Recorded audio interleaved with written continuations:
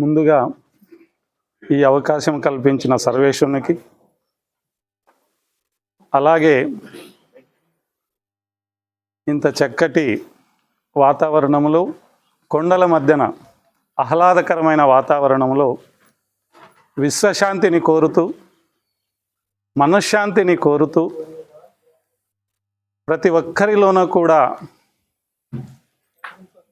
ఒక శాంతిని నెలకొల్పాలనే ఉద్దేశంతో ఏర్పాటు చేసిన పత్రిజీ గారి ఆశ్రమ పెద్దలందరికీ కూడా స్వాగతం సుస్వాగతం పలుకుతూ ధన్యవాదాలు తెలియజేస్తున్నాను. ఎందుకంటే ప్రతి మనిషిలో కూడా టైం అనేది చాలా ఇంపార్టెంట్. ఒక్కో నిమిషం అనేది తిరిగి రానిది. డబ్బు పోతే మళ్ళీ సంపాదించవచ్చు, ఆస్తులు పోతే సంపాదించవచ్చు. టైం అనేది మన నుంచి వెళ్ళిపోతే తిరిగి తీసుకొని రాగలమా? రాలేం.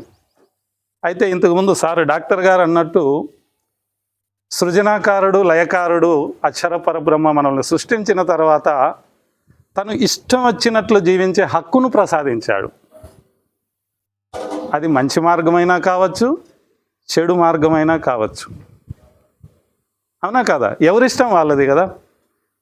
ఈరోజు 140 కోట్ల జనాభాలో ఈ కొంతమందే ఈ ఆశ్రమంలో కూర్చొని ప్రశాంతతను స్వాగతిస్తున్నారంటే ఎంత అదృష్టవంతులండి. అర్థమైందా నేను చెప్పింది? ఎంత అదృష్టవంతులండి. కోట్లు పోసినా దొరకదు. వజ్ర వైడూర్య మరకత మాణిక్యాల కింద ఎక్కువైనది ఇది. అశాశ్వతమైన జీవితం, క్షణభంగురం. ఇంతటి ఒత్తిడిలో కూడా డాక్టర్ గారు అన్నారు, బీపీ కానీ, షుగర్ కానీ, థైరాయిడ్ కానీ, బాడీ పెయిన్స్ కానీ, రకరకాలు వ్యాధులు విజృంభిస్తున్నాయి అంటే 2 కారణాలు. ఒకటి మనం తీసుకునే ఆహారము, మనం పీల్చే గాలి, మనం తాగుతున్న నీరు. ఒక కోణం.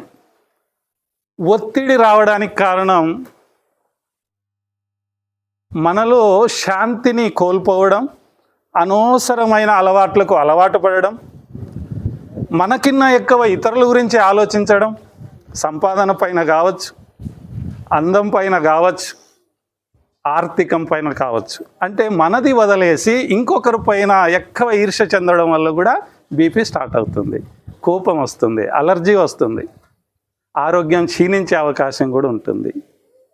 మరి మెడిటేషను ఇంపార్టెంటా, అర్జెంటా, ఎమర్జెన్సీనా? చెప్పండి. ఇంపార్టెంటా?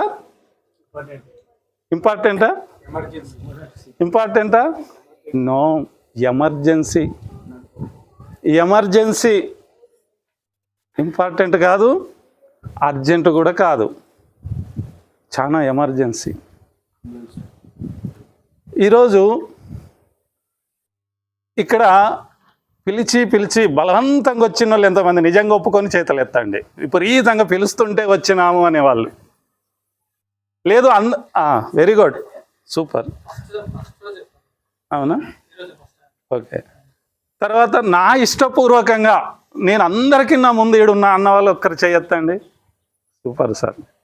ఎందుకంటే ఈ ప్రపంచంలో మనిషిని మహనీయుని చేసేది, మనిషిని ఆరోగ్యవంతుని చేసేది, మనిషిని ఐశ్వర్యవంతుని కూడా చేసేది ఓన్లీ వన్ మెడిటేషన్. అయితే ఇంట్లో నిద్ర రాదని ఈడొచ్చి పనుకుంటే మాత్రం ఏమీ రాదు, బూడిదలో పోసిన పన్నీరే. అదేదో ఇంట్లోనే పండుకోవచ్చు, ఫ్యాన్ ఉంటుంది చక్కగా, ఆలోచనలతో పండుకోవచ్చు. కానీ ఒక్కసారి మెడిటేషన్లో లీనమైతే ప్రపంచంతో సంబంధం కట్ అయిపోవాలి. ఏమైపోవాలి?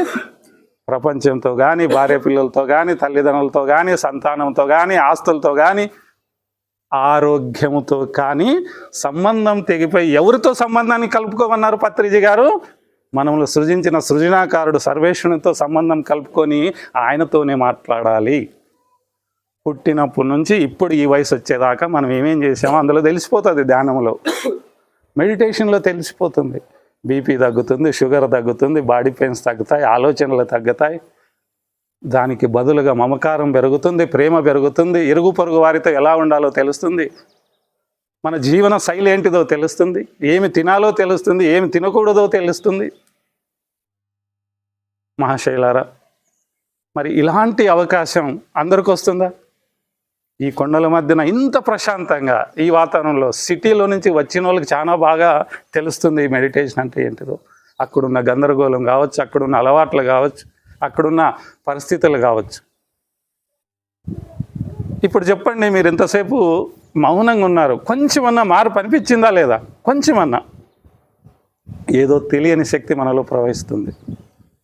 ఎందుకు అంటే భగవంతునితో లీనమైపోతాం కాబట్టి. గీతలో అంటాడు, అహం సర్వస్య ప్రభోవ మతః సర్వం ప్రవర్తతే ఇదిమత్య భజంతే మాం బుధభావ సమన్విత అంటాడు. అహం అంటే సర్వాన్ని సృజించింది నేను చెప్పినట్టే జరగాలి, ఇష్టపూర్వకంగా భగవంతుడు చెప్పినట్టు జరగాలి. మన ఇష్టంగా జరిగితే ఏమవుతుంది సార్? గడిబిడి గందరగోళం అయిపోతుంది. ఉదాహరణకి కారు కొన్నాం, ఒక 20-30 లక్షలు పెట్టి కారు కొన్నాం సార్. 10 కిలోమీటర్ల తర్వాత, 10,000 కిలోమీటర్ల తర్వాత దానికి ఏం చేయాలని మ్యాన్హోల్లో ఉంటుంది సార్? చెప్పండి ఒకరెవరెవరు. Super sir. 10,000 కిలోమీటర్ల తర్వాత సర్వీస్ చేయకపోతే ఏమవుతుంది సార్? షెడ్డుకి వస్తుంది, పని చేయకుండా అవుతుంది. 10-20 లక్షలు పెట్టింది కూడా ఏమీ పనికి రాకుంటుంది. అది ఏమన్నా మన ఎంట వస్తుందా సార్? లాస్ట్కి షెడ్కే పోతుంది. ఎన్ని లక్షలు పెట్టి? 10-20 లక్షలు 30 లక్షలు పెట్టిన కారు 10,000 కిలోమీటర్లకి సర్వీస్ చేయకపోతే చెడిపోతుంది అనేది మనము ఒక మంచి నమ్మకంతో దాన్ని 10,000 కిలోమీటర్లు ఎప్పుడవుతుందని రీడింగ్ చూస్తూ ఉంటాం. 1 కిలోమీటర్ ఎక్కువ పోయినా మనసు లబ్డబ్ లబ్డబ్ లబ్డబ్ అని కొట్టుకుంటుంది, కారు ఏమైపోతుందో అని. ప్రపంచంలో వదిలేసే కారే ఇలా ఉంటే ప్రపంచంలోనూ పరలోకంలో పనికొచ్చే ఈ బాడీ అనే గాడికి ఎంత సర్వీస్ చేయాలి సార్? సార్ అన్నారు, మనిషి చనిపోతాడు, కానీ చనిపోయినాడని మనం అనుకుంటాం, ఆత్మ మాత్రం పరమాత్మ దగ్గరికి వెళుతుంది అని. నిజం, అక్కడ అన్ని జవాబు చెప్పేది ఉంది. మనం చేసే ఇక్కడ కర్మలన్నిటికీ అక్కడ ఒప్పుకోవాల్సింది. కారుకే మనం ఇంత ఇదైపోతున్నాం, సర్వీస్ చేయకపోతే ఆయిల్ తక్కువ ఉన్నా భరించలేం. ఒక కిడ్నీ విలువ ఎంత, ఒక కన్ను విలువ ఎంత, ఒక చెవు విలువ ఎంత, మన బాడీలో ఉన్నటువంటి ప్రతి స్పాట్కి ఎంత విలువ ఉంది సార్? కోటాను కోట్లు వర్త చేసే భగవంతుడు ఈ శరీరాన్ని, ఈ ఆత్మను మనకి ఇచ్చేస్తాడు ఫ్రీగా. మనం అడిగామా సార్ ఇక్కడే పుట్టాలి అని, లేదా ఈ తల్లిదండ్రులకే నేను జన్మించాలని మనకేమన్నా తెలుసా? తెలియదు సార్. అందుకే మెడిటేషన్ చేస్తే ఏమవుతుందంటే ఇవన్నీ అర్థమైపోతాయి. మన యొక్క జీవన శైలి ఏ రకంగా ఉండాలో మనకు తెలిసిపోతుంది. సార్ అన్నట్టుగా డాక్టర్కి వెళ్ళినప్పుడు శరీరంతో పాటు డబ్బులు కూడా మనం ఇచ్చేయాలి. ఒకవేళ నిజంగా మెడిటేషన్ చేస్తే హాస్పిటల్కి పోయే అవకాశమే 99.999% ఉండదు సార్. ఎందుకు అంటే మౌనం ఒకటి, సహనం ఒకటి. ఖురాన్లో అంటాడు, సహనం ద్వారా నమాజ్ చెయ్యి, సహనం వహించు, సృష్టికర్తన దైవం నీతో పాటే ఉంటాడు అంటాడు. సహనానికి ఎంత విలువ ఉంది చూడండి. అందుకే చూడండి, మనం అంటుంటాం కొద్దిగా మౌనం వహించు, అదే వెళ్ళిపోతుంది. కొంచెం సహనం, మౌనం. ఇప్పుడు అత్త కోడలు ఇంట్లో కొట్లాడుతుంటే భర్త ఏమంటాడు భార్యని? అమ్మతోనేంలే, కొంచెం సహనం వహించు అంటాడు.